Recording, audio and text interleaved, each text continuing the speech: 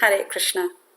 Welcome to this series of videos where we will learn Sanskrita through the daily prayers that we chant. In ISKCON, we chant a number of prayers and verses from various scriptures like the Bhagavad Gita and Srimad Bhagavatam every day. So through this series of videos, we are going to try and explore first the pronunciation, and second, the meaning behind these verses and how these meanings can actually change when the words are pronounced wrongly. And thirdly, we'll try and understand the Sanskrit language and how the language works through these verses. So the first thing we're going to focus on here is pronunciation. Now, why is pronunciation so important? It's very important to spend a little time learning the basics of Sanskrit pronunciation, mainly because we are used to reading the English language as it is without any of the diacritic marks. So diacritic marks are those dots and, dashes and apostrophe kind of symbols that you see on top of the different letters. Now, these diacritics actually change the sound of that particular letter. So given that, it means that when we ignore those diacritics, we are actually changing the meaning of what we are saying in a particular verse or prayer. Now, normally, because we are used to reading English without diacritics, the mind tends to ignore the diacritic marks in Romanized Sanskrit, and in the process, we end up pronouncing the words wrongly. Now, let's look at a few examples. Now, the first one here is mala. Mala means, we all know, we chant, japa mala. So mala basically means a necklace of beads or a garland or a rosary. Now, ignoring the ah sound, that is the macrons on top of the a, it becomes mala, which basically means impurity, filth, bodily excretion, yuck. Ananda means great happiness or bliss, Satchit Ananda. Now, Ananda is the exact opposite. It means unhappiness. Now, in Sanskrit, you have three sibilants, sh, sh, and s. Now, mispronouncing one or interchanging them can lead to totally different meanings. For instance, swa janaha means one's own people. Swa means own. Shwa janaha, on the contrary, means dogs. So if you went and called your family Shwa janaha, you basically called them a bunch of dogs. We all know that there is a form of Lord Narasimhadev which is known as Varaha Narasimha, or the form where Lord Narasimhadev actually has the face of Lord Varahadev, a boar incarnation. So another name for Varaha Narasimha is Krodha Narasimha, Krodha, which means pig or boar.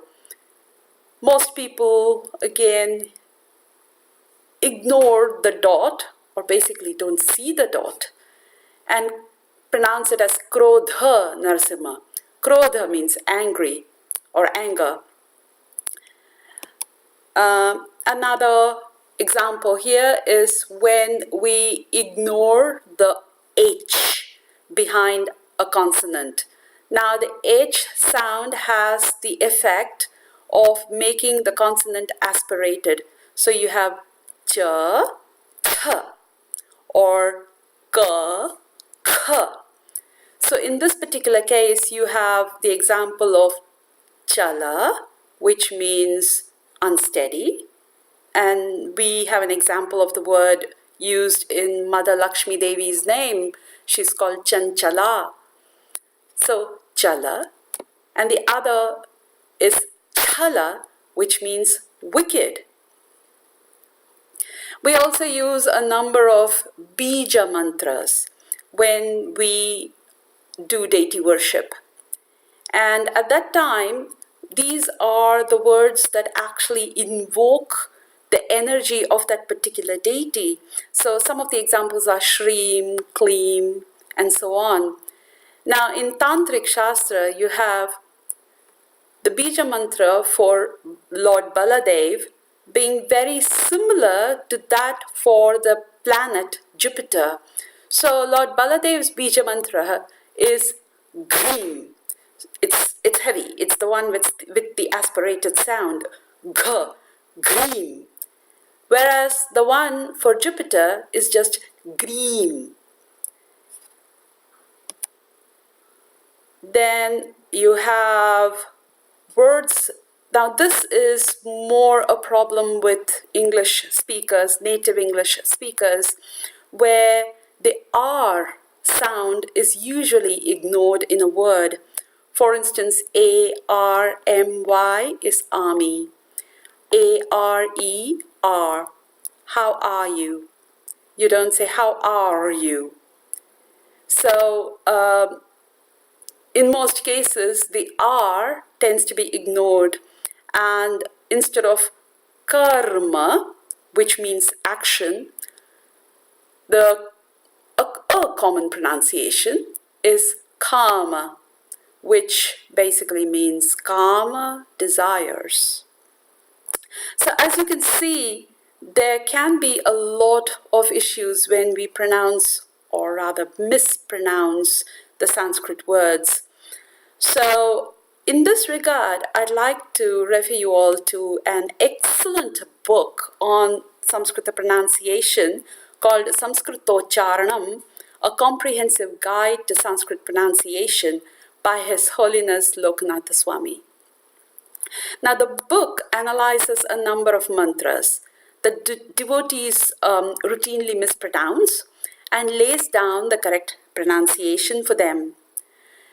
Now, Lokanath Maharaj introduces the book with the following words. The members of our International Society for Krishna Consciousness, ISKCON, are habituated to mispronouncing many Sanskrit words and mantras. ISKCON leaders now recognize this problem and feel the need for a detailed Sanskrit pronunciation guide. The books of our founder Acharya, Srila Prabhupada, contain exact transliterations of Sanskrit words, but evidently a tradition of mispronunciation has developed, passed down in a parampara of errata. He continues, ISKCON is not a new movement.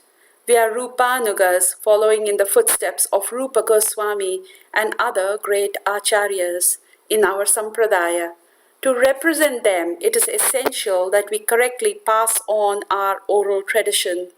If we do not utter mantras as they are, but instead impart distorted versions of them, then a corrupted form of the original scriptural knowledge will be conveyed to future generations.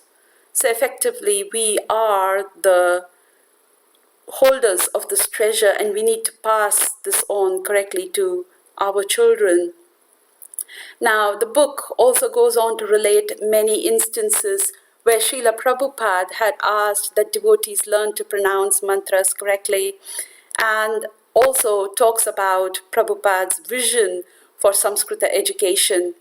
The book addresses many common excuses that we give for not learning to pronounce the mantras correctly, and the most common of them being that Lord Krishna is Bhavagrahi Janardana, the Lord of all persons who is happy to disregard bad grammar and pronunciation of sincere devotees and simply accept the sincerity of the meaning.